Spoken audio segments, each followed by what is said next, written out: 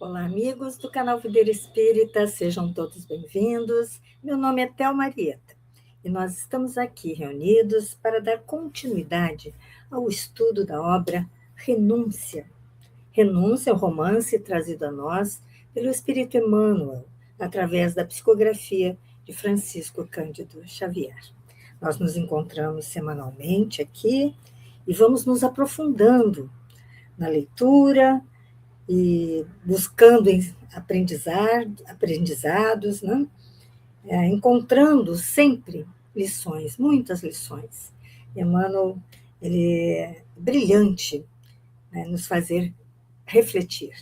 E para que nós tenhamos, então, a ambiência adequada, serenemos nossos pensamentos, nossos corações para o estudo, vamos ler uma página do livro Palavras de Vida Eterna, trazido a nós também por Emmanuel. Hoje leremos a mensagem número 5, por Emmanuel e a psicografia de Chico Xavier. Vale sempre falar isso. Então, vamos lá. A mensagem número 5, intitulada Fé e Obras. Emmanuel destaca uma passagem de Tiago, capítulo 2, versículo 17, que diz assim: a fé, se não tiver obras, é morta em si mesma. Vamos ver o que o benfeitor traz para nós, para que possamos refletir com ele. Imaginemos o mundo transformado num templo vasto, respeitável, sem dúvida, mas plenamente superlotado de criaturas em perene adoração ao céu. Por dentro, a fé reinando sublime, orações primorosas, discursos admiráveis, louvores e cânticos. Mas por fora, o trabalho esquecido. Campos ao desamparo, enxadas ao abandono, lareiras em cinza. De que teria valido a exaltação exclusiva da fé, se não para estender a morte no mundo que o Senhor nos confiou para a glória da vida? Não te creias desse modo em comunhão com a divina majestade, simplesmente porque te faças cuidadoso no culto externo da religião a que te feiçoas. Conhecimento nobre exige atividade nobre. Elevação espiritual é também dever de servir ao Eterno Pai na pessoa dos semelhantes. E por isso que fé e obra se completam no sistema de nossas relações com a vida superior. Prece e trabalho. Santuário e oficina. Cultura e caridade. Ideal e realização. Nesse sentido, Jesus é o nosso exemplo indiscutível. Não se limitou o Senhor à simples glorificação de Deus dos passos divinos, quanto à edificação dos homens. Por amor infinitamente a Deus, na sublime tarefa que lhe foi cometida, desceu à esfera dos homens e entregou-se à obra do amor infatigável, levantando-nos da sombra terrestre para a luz espiritual. Que saibamos agradecer a esse trabalho do Senhor. Vamos orar? Jesus, Mestre amado, estamos aqui, Senhor, mais uma vez, buscando conhecimento.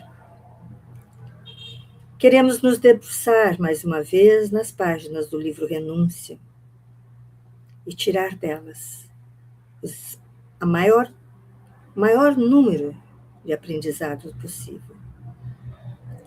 Agradecemos tua presença entre nós, trazendo ao ambiente de estudo harmonia e serenidade, e que o anjo guardião de cada um de nós nos ajude a compreender as lições que encontraremos nas linhas e entrelinhas do romance. Sê conosco, Senhor, hoje e sempre, graças a Deus. Então é isso. Vamos dar continuidade ao estudo da obra. Nós, no estudo anterior, na semana passada, nós vimos que Cirilo começou a frequentar diariamente a residência de Madalena. E Antero, o primo, né, que bem dissimulado, escondeu os seus reais sentimentos quanto à presença de Cirilo ali. E Cirilo, então, abaixou a guarda, porque achou que ele está bem, que ele entendeu, né, que apesar de ele ser o pretendente, né, a casar com Madalena, que ele compreendeu que ele está ali, que as coisas estão bem, né, e que ele o aceita e compreende. Só ele não sabe, então ele baixou a guarda, né? Ele está tranquilo, achando que Antero está recebendo a presença dele no lar na casa de Madalena muito bem. Né? Cirilo vai, então, a Blois ver o tio Jacques, né? E conta a ele das suas intenções. O tio fica feliz quando sabe que a pretendente é Madalena, aconselha, dá muitos conselhos a ele, inclusive para que ele case primeiro e depois vá à Irlanda, né? Porque ele conhece bem a família, né? E que ele corre o risco, de repente, dele ir e eles começarem a atrapalhar os sonhos dele, né? E não incentivarem o casamento. Então, Cirilo fica feliz, o tio também, né, que o recebeu com muita alegria, né, ele não sabia que o sobrinho estava vindo. Susana estava lá, na casa do pai, né, tinha vindo de Paris, se surpreendeu também quando o viu chegar, porque ninguém imaginava que ele estivesse vindo. Mas, apesar de ter ficado surpresa, ela se manteve fria com ele, se ausentou e deixou que ele ficasse somente com o pai dela, né, com seu tio Jacques. E a sós, então, os dois conversaram até altas horas, né, e ele dividiu os seus sonhos, o tio o aconselhou, contou sua própria história, ele que já era viúvo, né, e incentivou mesmo, né, e nós fizemos a pausa do estudo justamente nesse momento em que os dois conversavam, né? A pausa, para quem tem essa edição do romance, a pausa foi feita no segundo parágrafo da página 58. Então, vamos retomar o nosso estudo daí.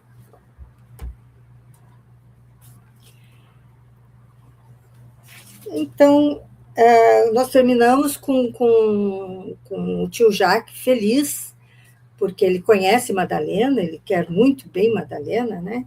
E a ponto de inclusive, toda vez que as filhas iam para Paris, ele pedia a elas que trouxessem notícias de Madalena, né? Que ele a via como uma filha. E continua, então, uma conversa, né? Dizendo a Cirilo: não podias fazer melhor escolha, concluiu Jacques convicto. Quando pretendem casar-se? Não seria lógico adiar tão feliz evento. Além disso, quando amamos, é natural que o coração seja atendido. Amparado por semelhante compreensão, Cirilo Davenport não conseguiria definir o júbilo que lhe inundou a alma. Seu parecer, meu tio, nobilita os meus propósitos. Entretanto, estou francamente indeciso quanto à data dos esponsais, visto não ter ainda comunicado a meus pais os meus desígnios, que isso também é uma cobrança de Madalena. Ela achava importante que antes de resolver, ele falasse com seus pais. Né? Ela estava pedindo, por isso que ele, inclusive, foi a Blois para ter essa conversa com o tio, porque era um parente próximo, era como um pai para ele. Né? E pretendes ir a Belfast com esse fim? Perguntou então o seu tio Jacques, né? Se fosse possível, respondeu ele. Jacques meditou alguns instantes e, como pessoa habilitada a aconselhar com perfeito conhecimento de causa, voltou a dizer: Não vás à Irlanda antes do casamento. Por quê? Indagou Cirilo, um tanto surpreso. Não estou fazendo apologia da desobediência ou da anarquia familiar, mas recordo o meu casamento e não posso deixar-te ao desamparo. Em nossa ilha, costuma-se colocar o interesse acima das inclinações naturais. Quando conheci Felícia era a sua falecida esposa, né? Quando conheci Felícia, a santa companheira que me aguarda no céu, nossos parentes moveram-me guerra permanente e foi-me indispensável um ato de força para desposá-la. Se fores a Belfast, começarão a malsinar tua escolha, e cada amigo envenenará teu espírito com superstições descabidas. Serás flechado de tantos apelos estranhos entre missas e promessas que talvez fiques por lá, carregando para sempre um sonho morto. Samuel permanece distante de nossa compreensão da vida, que Samuel é o pai de Cirilo. Tua mãe é sensível e amorosa, mas está presa aos excessos devocionais. Teus irmãos são afetuosos, mas são espíritos muito irrequietos. Talvez a isso devam a difícil situação em que se encontram. Como proceder então? Perguntou Cirilo. Escreverei a teu pai dizendo que de há muito me incumbiste de pleitear a devida permissão, mas devido a trabalhos imperiosos, protelei o assunto, obrigando-o a assumir comigo o compromisso de anuir a teus desejos e explicando que a futura nora é minha filha de coração. Samuel naturalmente ficará preocupado a princípio, mas cederá satisfeito, estou certo. Quanto à adesão de tua mãe, sabemos por antecipação que estará de acordo conosco em todos os sentidos. Cirilo estava tão contente que não sabia como agradecer. E não te detenhas em conjecturas inúteis, continuou o bondoso educador. Madalena é digna de teus carinhos e ambos serão meus filhos, com a obrigação de povoar de netos a minha estrada, para que não me falte um raio de luz na noite da decrepitude que todos os homens devem me esperar. No gabinete, que se atulhava de cadernos e livros esparsos, havia uma atmosfera de felicidade indefinível. Ondas de perfume do jardim próximo penetravam o afetuoso de duas almas. Ondas de perfume do jardim próximo penetravam pela janela aberta, como se a natureza incensasse, perfumasse o entendimento afetuoso de duas almas afinadas no mesmo idealismo. Observando que o sobrinho prosseguia calado, Jacques interrogou: Sentes alguma dificuldade para executar meus conselhos? Reconheço, meu tio, que os meus ordenados mensais são exíguos, explicou o jovem, algo tímido. Ele estava com problemas financeiros, ele não tinha dinheiro para sair enfrentando as coisas, fazer um casamento, assim, ele estava preocupado com isso. Não digas isso. Os melhores tempos da minha vida conjugal foram justamente quando Felícia e eu lutávamos contra todos os obstáculos para assegurar nossa felicidade. Minha família, na Irlanda, contrariava os nossos sonhos, enquanto os parentes de Blois hostilizavam as minhas pretensões. Casamo-nos sem apoio de ninguém. Meu salário como professor era irrisório, mas as barreiras, aparentemente intransponíveis, pareciam valorizar nossa união. Com as lutas intensas de cada dia, as horas de convivência doméstica tornaram-se mais preciosas. No entanto, meu filho, quando Felícia me compeliu a vir para este país, onde nos esperava a valiosa herança deixada por sua mãe, o júbilo perfeito, né, a alegria perfeita, pareceu fugir do alcance de nossas mãos. A vida de Blois tornou-se muito diferente da de Belfast. Eles eram muito felizes em Belfast, apesar dos parcos, as parcas condições, né, de dinheiro, de uma vida mais difícil, um salário pequeno, né, mas eram muito felizes. Na Irlanda, possuíamos um ninho. Na França, encontramos uma casa. No ninho, vivíamos de amor e paz. Na casa, a existência obedeceu às imposições dos cuidados numerosos pelas muitas convenções sociais. Não quero dizer com isso que as casas sejam organizações dispensáveis, e sim que devem ser ninhos simples e acolhedores, onde cada membro da família experimente a tranquilidade devida. Minha pobre Felícia, porém, não soube resistir ao peso do bem-estar e fomos, finalmente, menos felizes, desde que as posses de Blois nos compeliram a numerosos esforços de manutenção e defesa. Minhas filhas, habituadas de início à simplicidade, cresceram entre exigências de toda sorte. Susana é um coração inquieto, insatisfeito, resistindo sempre aos meus paternais conselhos. E Carolina, contra as minhas tendências, vai casar-se por simples questão de dinheiro com o senhor de Nemours. Então, nós vemos aí que a Susana, uma menina inquieta, e Carolina, uma interesseira. Ela vai casar por interesse. Mas que fazer? Minha inovidável companheira acreditou mais na sociedade humana que nas leis simples da vida, e a sua ansiedade segregou as pequenas do nosso antigo ideal.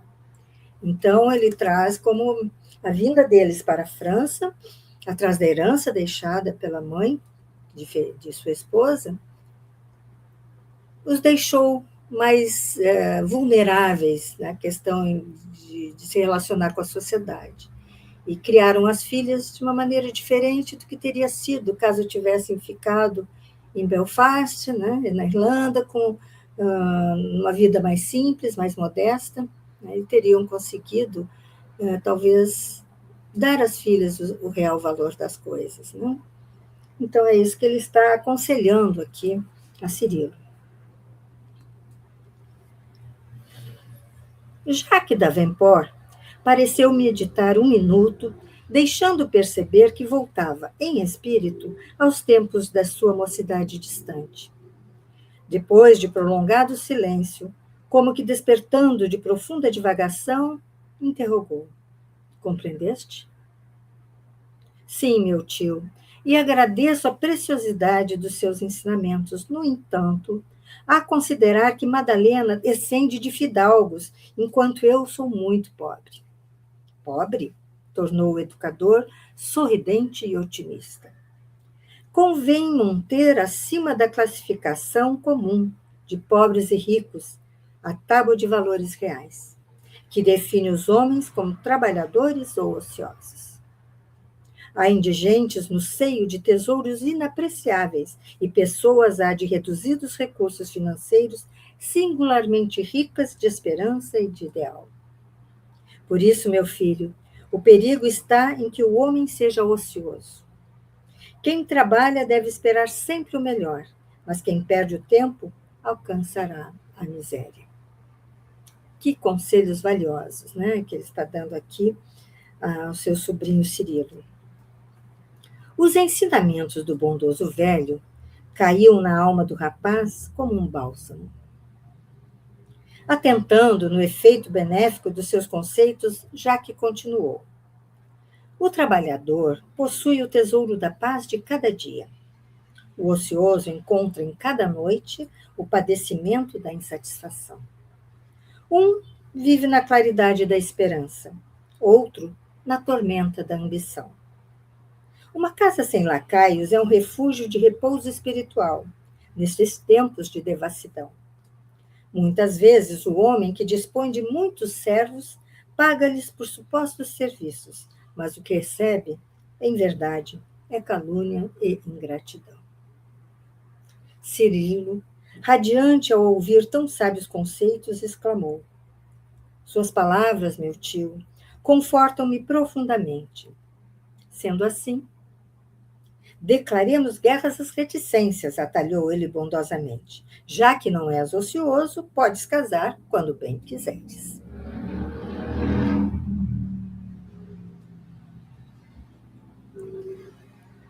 E, como se fizesse uma conta mental, após pequena pausa, acentuou: Os esponsais de Carolina estão marcados para novembro próximo. Então, a filha Carolina vai casar em novembro. Debalde, em vão, tentei induzi-la a fixá-los para o Natal. Desse modo, Cirilo, designaremos tuas núpcias para o futuro 25 de dezembro. Tão perto? Perguntou o moço, assaz admirado. Isso é quase impossível, pois nem mesmo solicitei aos pais de Madalena o necessário consentimento. Estou convencido de que hão de ceder para a felicidade da filha. Mas as providências indispensáveis serão atendidas, murmurou o tio com significativo contentamento. Guardo-te 2.000 escudos, a título de cooperação afetuosa no teu sonho de amor. O jovem Davenport estava repleto de júbilo, mas depois de pensar alguns momentos, advertiu. Meu tio, tanta generosidade é demais. Contento-me com seu apoio moral, porque, relativamente ao auxílio material, minhas primas seriam capazes de opor alguma objeção. Ele está sendo bem sensato, né? Bem honesto, bem claro aqui de que ele não quer criar problemas, né? Que ele sabe que 2.000 escudos é muito dinheiro e que é um dinheiro que ele está tirando de dar para as filhas. Né? Só que o tio responde assim: não des guarida a tais desconfianças. Deus me livre de contender com a família por questões de dinheiro. Quando Felícia morreu, renunciei espontaneamente a todos os direitos que me competiam, em favor das filhas, que dividiram entre si a legítima materna. Legítima tem uma nota da editora, que é uma porção da herança reservada por lei aos herdeiros necessários. Quem são os herdeiros necessários? Os ascendentes ou descendentes. E correspondente à metade dos bens do espólio. Então, está bem claro aqui que ele havia aberto mão em favor das filhas, né, da parte dele. Apenas desejei ficar com a minha liberdade e com a minha escola. A contribuição, portanto, é de meu próprio pecúlio e não temos nenhuma satisfação que dar a Susana ou a Carolina. O jovem não cabia em si de contente. A oferta preciosa vinha solucionar o melindroso problema econômico que o perturbava. Não queria casar-se sem uma base de recursos a cultivar. Supinamente reconhecido, né, extremamente reconhecido, tomou a destra, a mão direita do tio, apertou-a com carinho e exclamou: Não sei como traduzir minha gratidão. Ora essa, nem eu desejo que te perturbes por manifestar reconhecimento.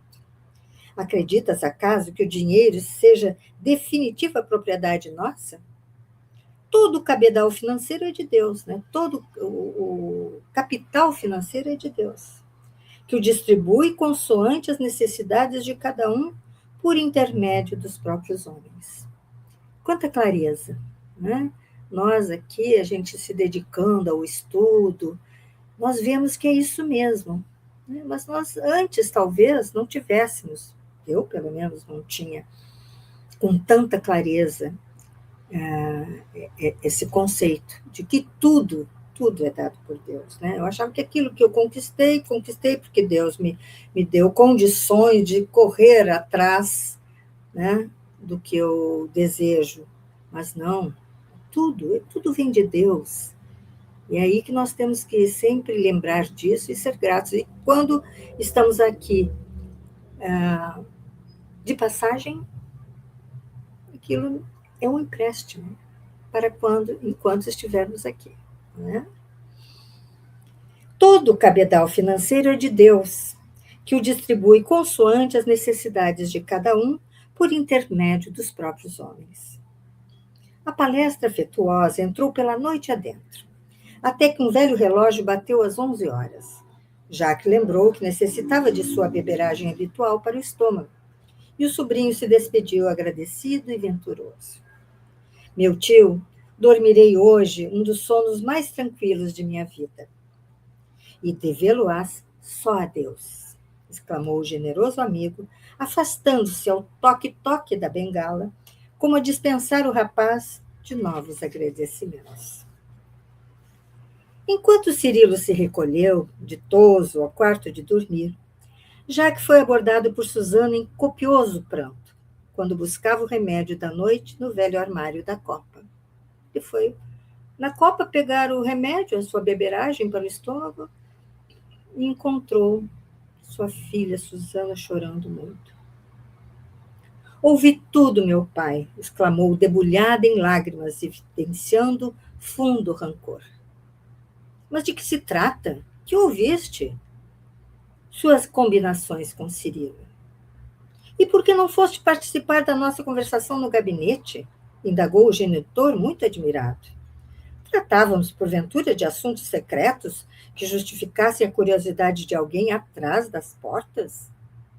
A moça não respondeu, limitando-se a soluçar convulsivamente. Mas que significa tudo isso, minha filha? Obtemperou o bondoso velho, abraçando-a. Meu pai, amo Cirilo e não me conformo com a sua decisão. Jacques Davenport inclinou-se para a jovem, profundamente preocupado. Agora chegava a compreender suas amarguras secretas, suas inquietações aparentemente injustificáveis dos últimos dias.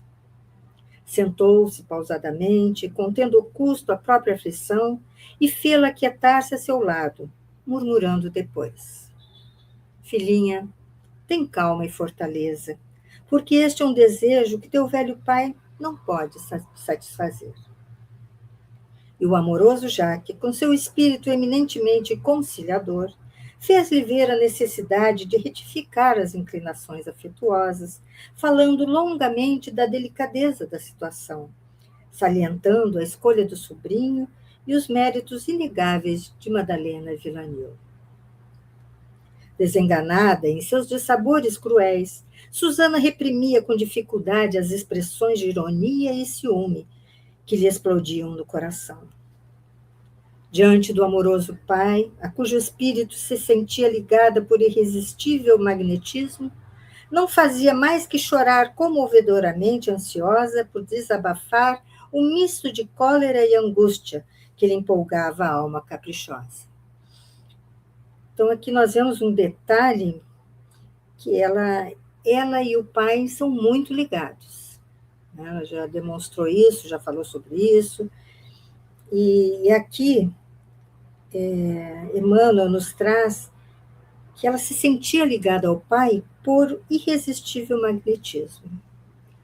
Então, isso nos dá uma pista de que essa ligação é uma ligação espiritual, né? Que já trazem de outra vida, já trazem da espiritualidade uma ligação.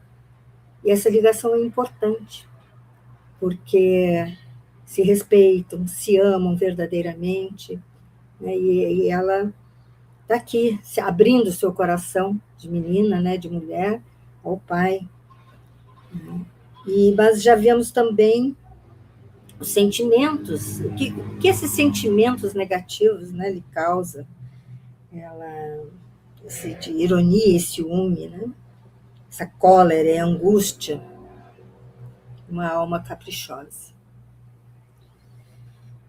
Continuamos. O genitor carinhoso, reconhecendo que a filha lhe ponderava as palavras em silêncio, prosseguiu nos conselhos.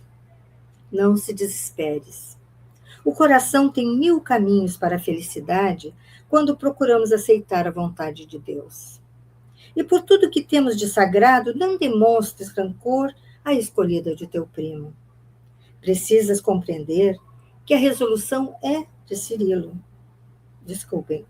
Precisas compreender que a resolução de Cirilo é respeitável e que Madalena é também minha filha pelos laços divinos do espírito. Naturalmente, em que seu noivado estarão nesta casa, quando se verificarem as solenidades do próximo consórcio de sua irmã. E eu espero, Susana, que a educação recebida no lar te confira comedimento às atitudes. Há ocasiões em que precisamos esmagar os sentimentos cultivados com excessivo carinho, na precipitação das expectativas injustas. Então, ele tá aqui dando conselhos à filha, né? Que ela mude o foco de seus sentimentos, porque o futuro ela tem todo o futuro pela frente, que poderá conhecer alguém, né, um outro amor, e que provavelmente isso irá acontecer, e que com o casamento da irmã, provavelmente, muito certamente, Cirilo e Madalena estarão naquela casa, e que ele espera dela comportamento adequado a tudo aquilo que ele a ensinou. Né? Então, que ela os receba bem, que ela não demonstre, né, esses sentimentos que ela está tendo. A jovem desejava apresentar furiosas objeções, desacatar o pai, muito amigo, pela primeira vez. Continha-se, todavia, com esforço imenso, mordendo os lábios em fúria e dando a impressão de que soluçava de dor infinita, sem qualquer outro sentimento menos digno. Sinceramente conduído daquelas lágrimas, já que considerou. Avalio tua mágoa, contudo seria falta grave aplaudir-te. Procura afagar outros sonhos, renova os pensamentos. Acredito que tuas inclinações não podem obedecer senão a caprichos procedentes da infância. Então, ele está aqui realmente a acolhendo, sem sequer imaginar todos os sentimentos negativos que Susana está levando no coração. Né?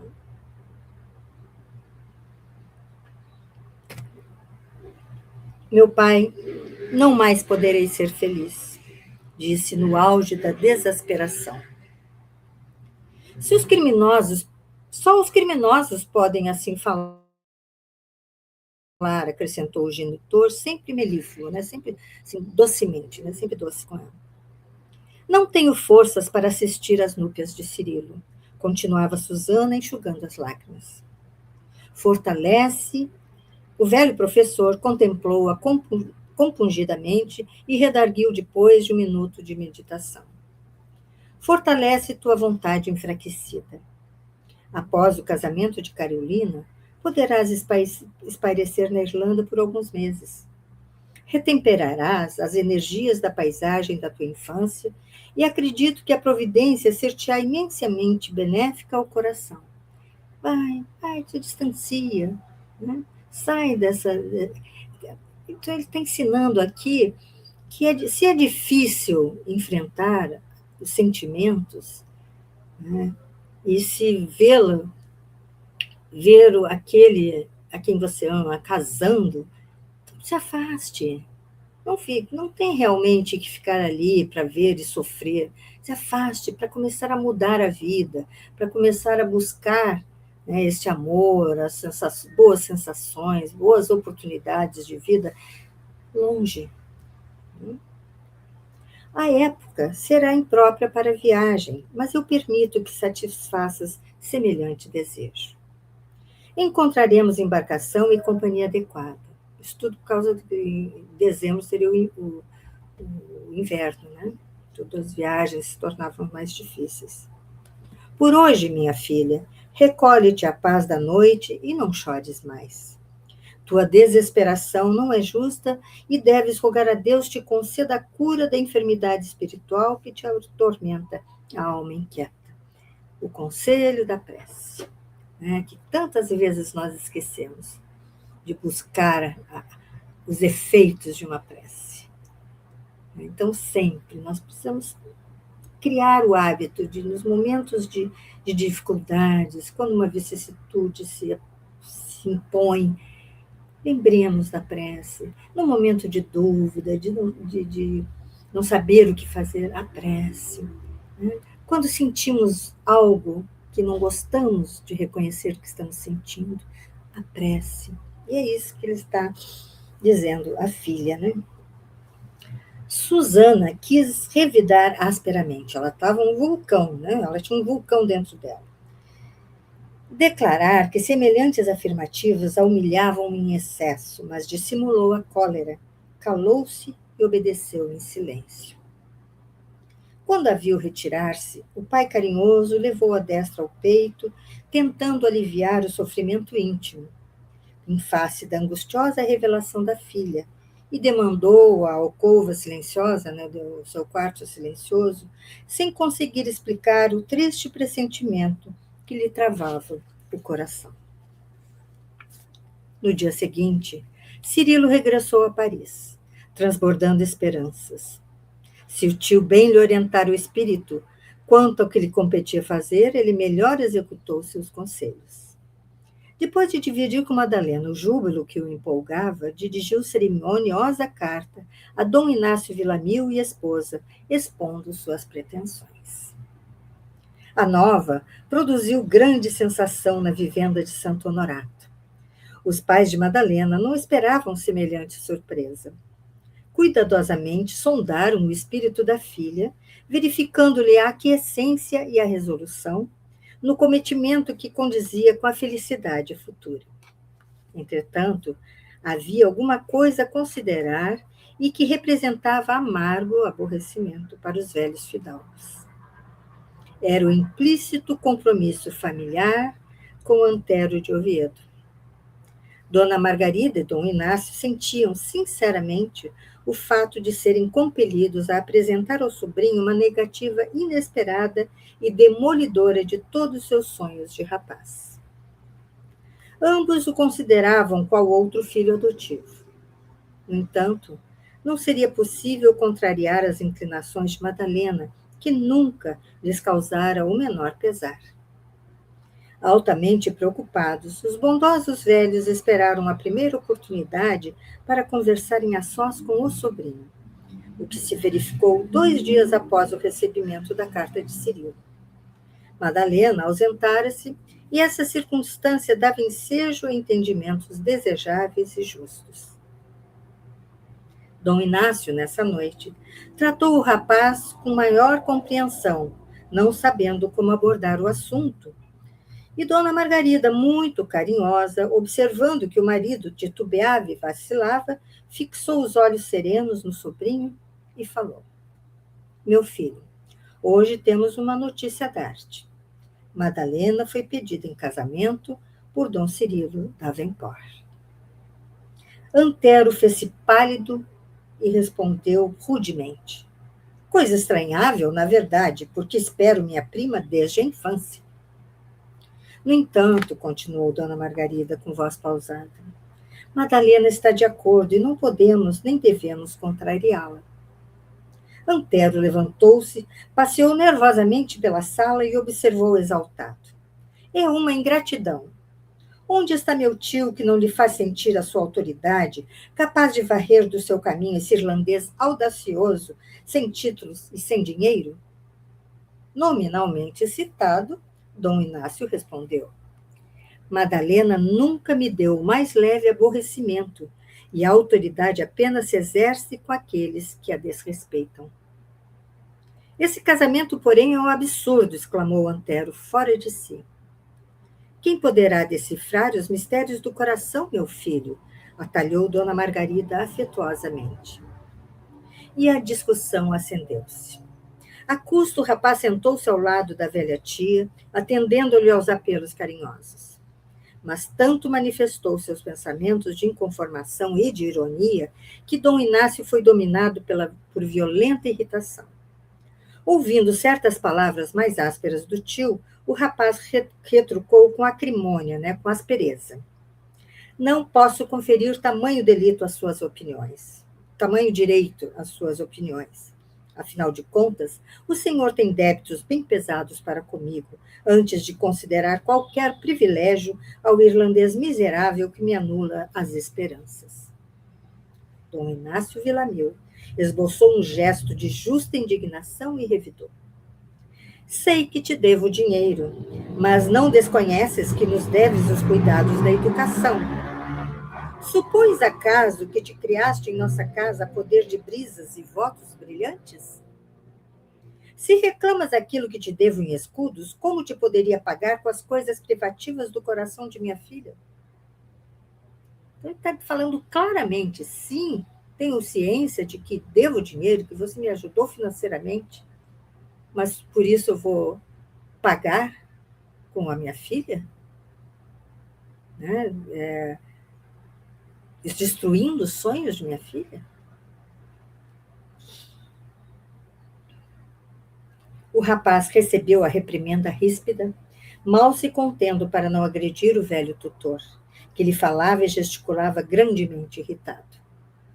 A boa senhora, todavia, interveio amorosa e, como o sobrinho chorasse de raiva, tomou-lhe as mãos com muito carinho e procurou consolá-lo. Não te encolerizes, Antero. És nosso filho pelo coração antes de tudo. Considera, pois, que Madalena é tua irmã. Poderias estimá-la tão somente a título de esposa? Recorda que não podemos dispensar tua afetuosa companhia. Quem nos há confortado o coração em tempos tão duros de provação e de esperanças desfeitas? Não guardes rancor, modifica os sentimentos a respeito de tua irmã. Há de surgir, por certo, em teu caminho um matrimônio feliz. És moço, ativo, trabalhador. Não te faltará uma noiva carinhosa que enche o teu caminho de luzes novas. Tudo será uma questão de tempo e boa vontade. O rapaz, apesar da paixão doentia que lhe enchia o cérebro de odiosas preocupações, amava singularmente a velha tia. A única alma que lhe havia proporcionado na orfandade carinhos e afagos maternais. Ouvindo-a, desabafou. Não podia saber se chorava de amargura ou de despeito, mas fosse como fosse, aquele pranto convulsivo aliviava-lhe o coração. Dom Inácio lançou ao sobrinho um olhar de ironia e, depois de um gesto de enfado, abandonou a sala, enquanto Dona Margarida continuou olhos também marejados de pranto. Desanuvia o espírito, meu filho. Insisto para que continues juntos de nós.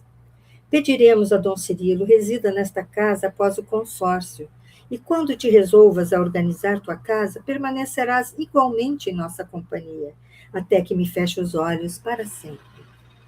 Se Deus me der vida, Antero, consagrarei minha velhice aos teus filhinhos, que serão meus netos pelo coração. Acostuma-te, pois, a encarar Madalena de outro modo. Não odeies Dom Cirilo, a quem os sonhos de moça de Madalena elegeram um noivo amado neste mundo. Não será melhor que se unam e vivam junto de mim, como irmãos carinhosos e dedicados? Além do mais, é indispensável consideres em tudo a execução dos desígnios santos de Deus.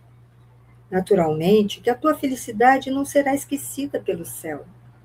Rogarei ao Altíssimo te conceda uma esposa devotada e afetuosa, a fim de que mais tarde possa acariciar os teus filhinhos em cada dia. Quantos conselhos lindos, né? Buscando serenar o coração de Cirilo, da mesma forma como o tio Jacques serenou o coração da própria filha, Susana, né? Quer dizer, buscou serenar, né?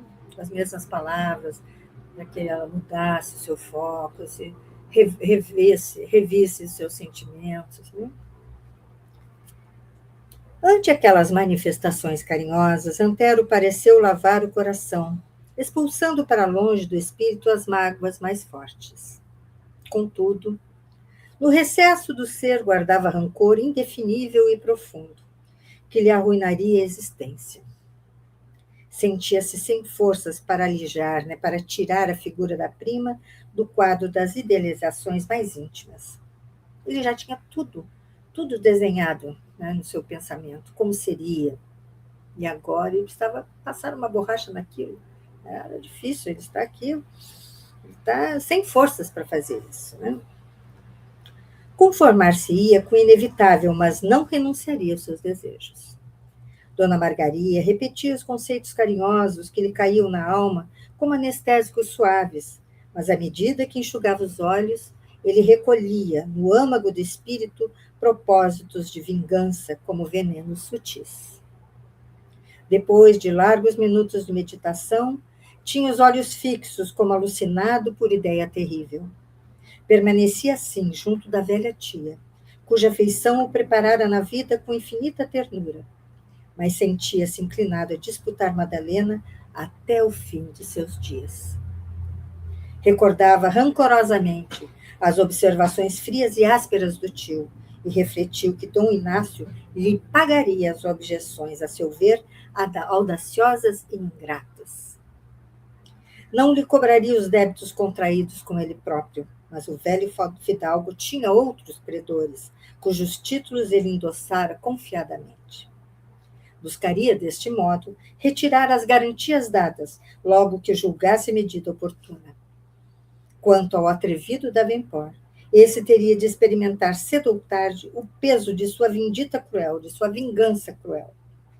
O tortuoso caminho do mundo estava cheio de surpresas. Conservar-se-ia ao lado da prima, qual sentinela sem repouso. O afeto que lhe votava, a seu ver, não admitia condenáveis substituições. Continuaria amando-a por toda a vida.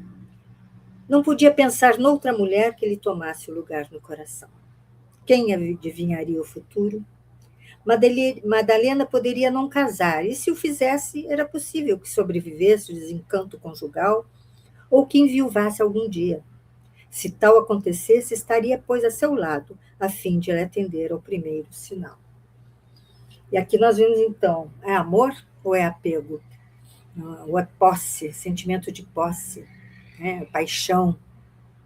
Quem realmente ama não daria ao coração e ao pensamento esse destino,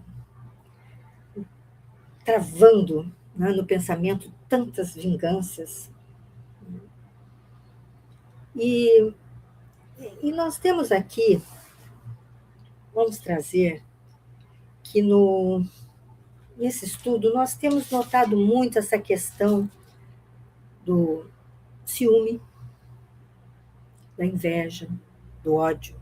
Esse ódio, né, que tem saído das páginas, né, tanto partindo de Susana como de Antero. Né? E nós vamos aqui buscar, então, o que o Livro dos Espíritos nos fala sobre ciúme, inveja, ódio. Né? Vamos ver. Sobre o ódio. No livro 2º, capítulo 6º, sobre a vida espiritual, nas relações de simpatia e antipatia entre os espíritos, metades eternas.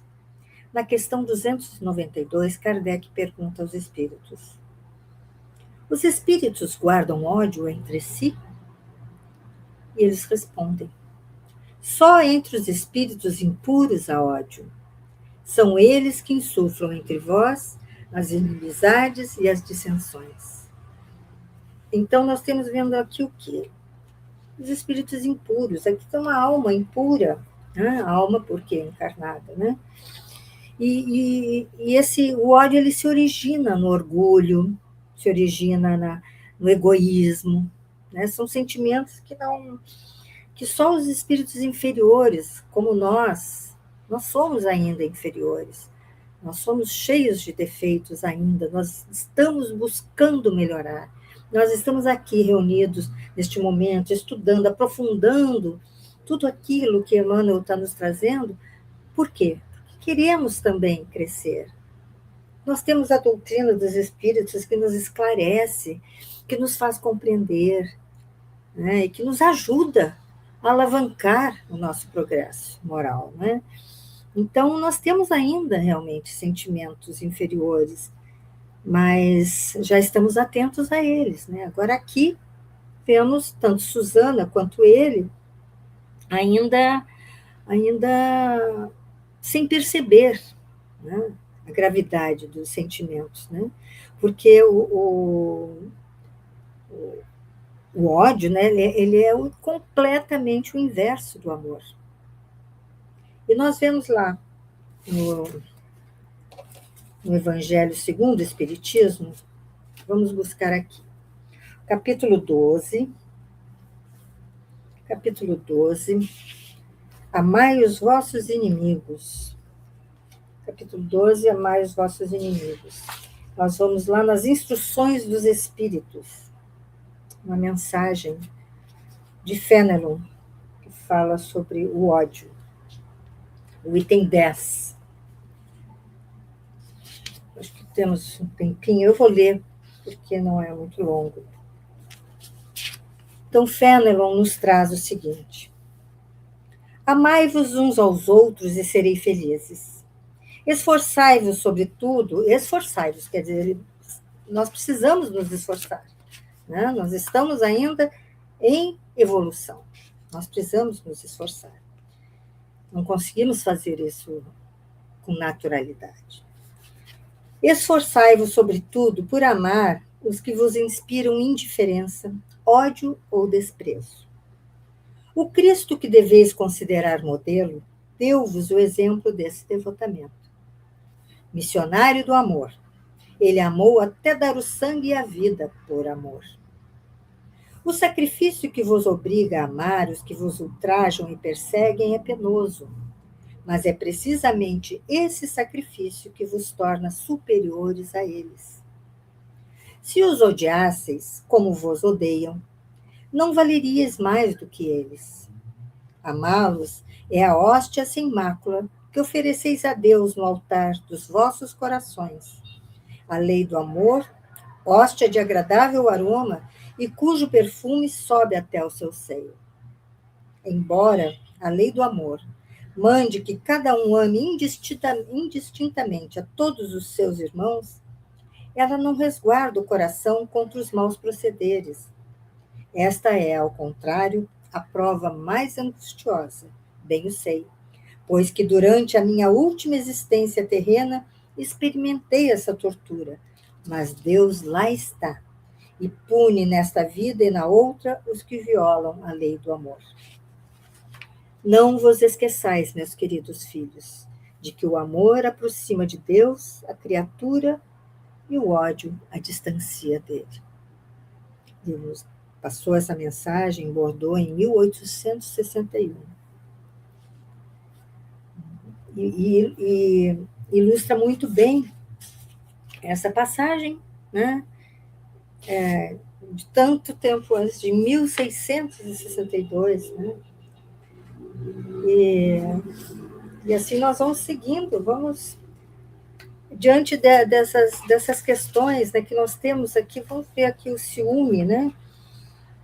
O ciúme.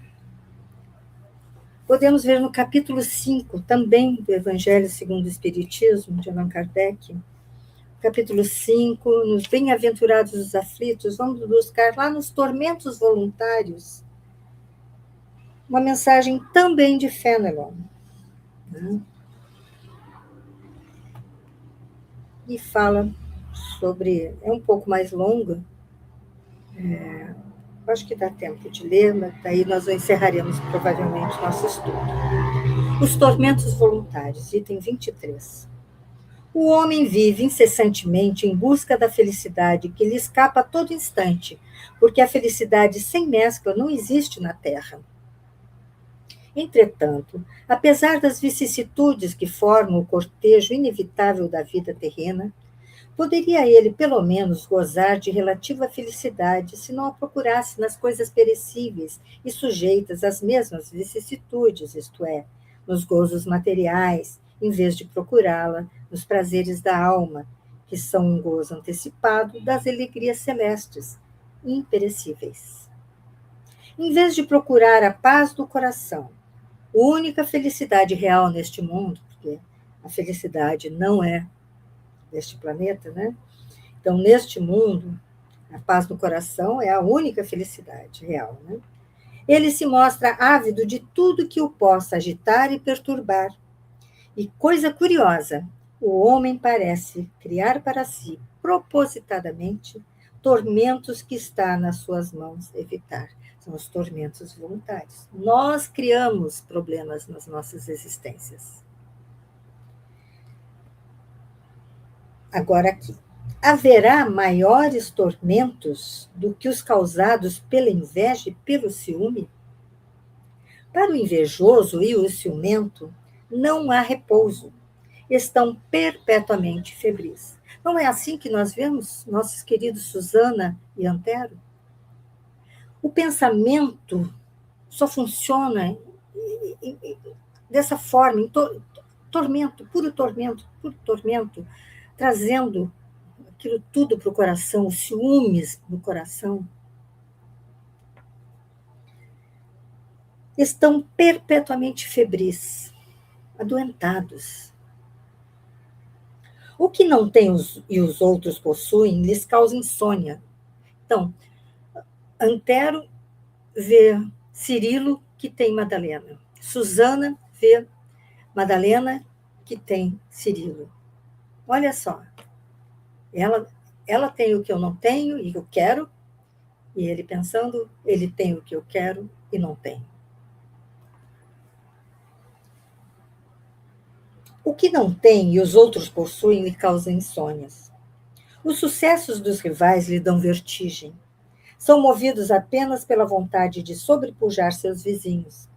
Toda a sua alegria consiste em excitar nos insensatos como eles a raiva e os ciúmes que o devora. Jogar os ciúmes também. Né? Não foi o que Susana fez quando soube que, quando Cirilo abriu o coração dizendo que estava apaixonado por Madalena? Ela contou sobre Antero e Cirilo ficou enciumado. Pobres insensatos, com efeito, não pensam que amanhã talvez terão de deixar todas essas futilidades cuja cobiça lhes envenena a vida. Certamente não é a eles que se aplicam estas palavras. Bem-aventurados aflitos, porque serão consolados, já que as suas preocupações não são aquelas que têm no céu as suas compensações. Suas compensações serão aqui mesmo. Quantos tormentos, ao contrário, consegue evitar aquele que sabe contentar-se com o que tem, que vê sem inveja o que não possui, que não procura parecer mais do que é. Esse é sempre rico, porque se olha para baixo de si e não para cima. Vê sempre criaturas que têm menos do que ele. É calmo, porque não cria para si necessidades quiméricas, necessidades fantasiosas. E a calma em meio às tempestades da vida já não será uma felicidade? Pensa bem, a vida com tantos problemas, com tantas coisas que nós temos a vencer, nossas provas, nossas expiações. Então, ter calma já não seria uma felicidade? Isso foi Fénelon em Lyon, em 1860. Então, são os tormentos voluntários que tanto Antero quanto Susana estão trazendo para as suas vidas. Né? Eles podiam parar e seguir os conselhos dos seus tutores. Né? Ela seguir o conselho do pai, eles seguir o conselho de sua amada tia. E aqui, então, nós faremos a nossa pausa. Né? Aqui, vamos continuar o estudo na próxima semana, no segundo parágrafo da página 67.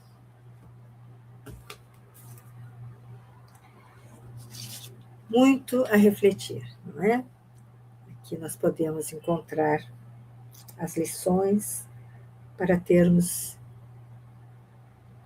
a felicidade possível, né, nosso lindo orbe. Né? Vamos orar? Amado Mestre, encerramos aqui, Senhor, o estudo de hoje. Quantas lições! E podemos buscar na doutrina espírita as explicações que transformam os ensinamentos em obras para refletirmos, para trazermos para as nossas vidas a felicidade possível, para deixarmos para trás a nossa tendência de acumular problemas onde não existem. Ajuda-nos, Senhor, iluminando o nosso caminho, fortalecendo a nossa fé e mantendo-nos com os olhos firmes no caminho que nos apontas. Se conosco, amado Mestre, hoje e sempre, graças a Deus. E é isso, amigos queridos, terminamos aqui hoje o estudo de Renúncia, esse livro, esse romance, né, que está nos trazendo tantas lições. Que possamos estar juntos aqui na próxima semana, que Deus esteja nos iluminando, que Jesus nos acompanhe nessa semana que nos separa de nosso próximo encontro e que possamos contar com a sua paz. Que assim seja, não é? Até lá.